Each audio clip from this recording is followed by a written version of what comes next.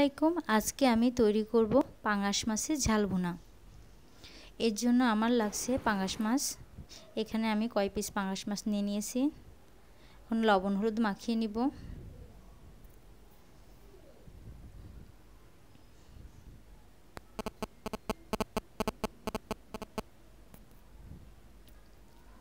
লবণ হলুদ মাখিয়ে নিয়েছি মাছের গায়ে।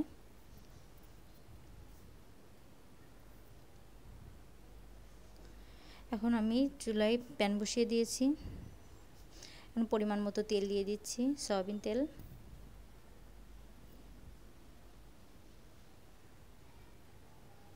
তেল গরম হয়ে গিয়েছে। এ পর্যায়ে আমি পাঙ্গাস মাছের পিসগুলো দিয়ে দিচ্ছি।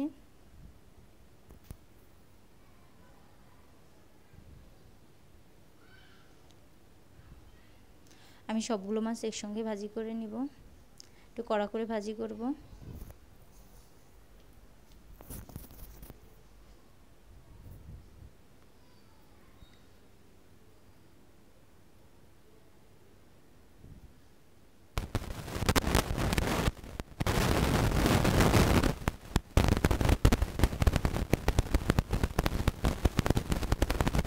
এক পিস ভাজি করা হয়ে গেলে আমি উল্টো পিস উল্টাই দিব।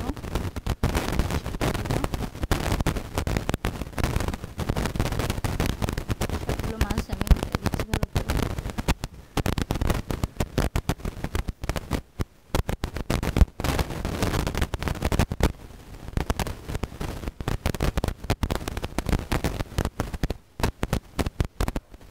মাছগুলো ভালো করে ভাজি করা হয়ে গিয়েছে। এখানে আমি লাল লাল করে ভাজি করে নিয়েছি।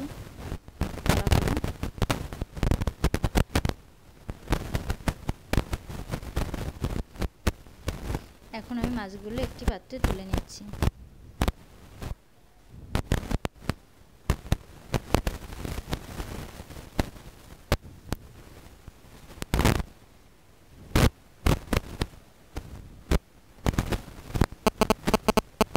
মাছগুলো তোলা হয়ে গিয়েছে। সেই একই তেলের ভিতরে আমি পেঁয়াজ কুচি দিচ্ছি। দিয়ে পেঁয়াজটাকে ভালো করে লাল লাল করে ভাজি করে নিব।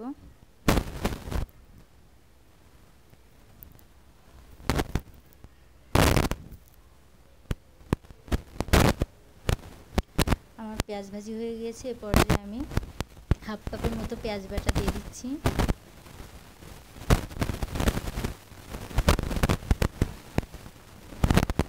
এখানে আদা রসুন বাটা, আদা বাটা 1 চামচ, রসুন বাটা 1.5 চামচের মতো দিয়ে মশলাটাকে ভালো করে নাড়িয়ে নেব। এখানে আমি মরিচের গুঁড়া একটু বেশি পরিমাণে দিচ্ছি। আর এখানে জিরা গুঁড়া আছে 1 চা চামচ, আর হলুদ গুঁড়া 1 চা চামচ।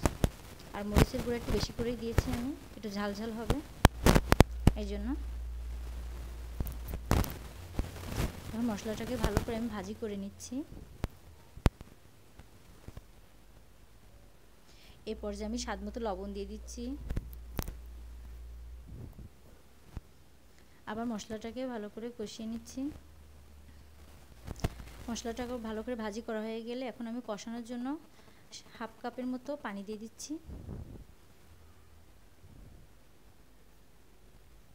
এই মশলাটাকে ভালো করে নাড়িয়ে কষিয়ে নিব।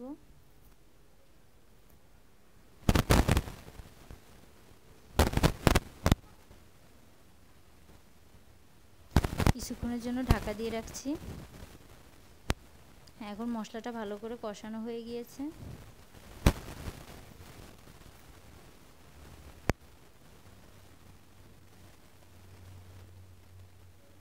এখানে আমি ঝোলের জন্য এখানে 1.5 কাপের মতো পানি দিয়ে দিচ্ছি।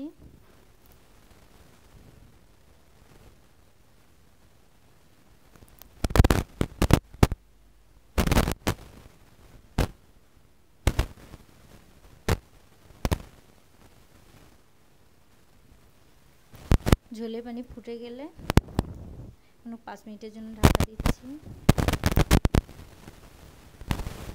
এখন ঝোলের পানি ফুটে উঠেছে। পর্যায়ে আমি মাছের পিসগুলো দিয়ে দিব।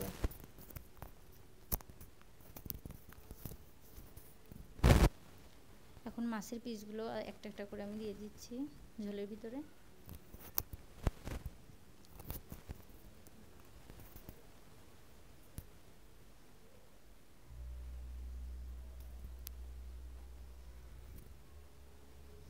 এই মাছের ভুনাটা একটু ঝোল কম রাখবো।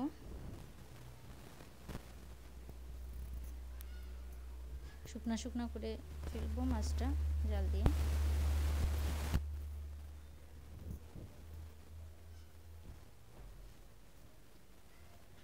পনেরো মিনিটের মতো আমি এটাকে নাড়িয়ে,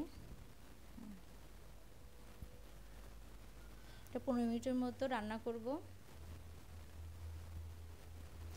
পানিটা ভালো করে শুকিয়ে আসলে আস্তে আস্তে মাছটা আমি উল্টে দিচ্ছি, যাতে অপর সাইডটাও ভালো করে মশলা ঢুকে যায়।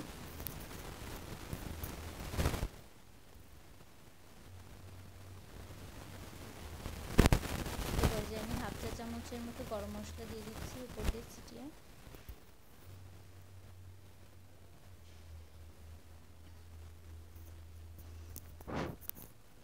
তৈরি হয়ে গিয়েছে আমার পাঙ্গাস মাছের ঝাল ভুনা।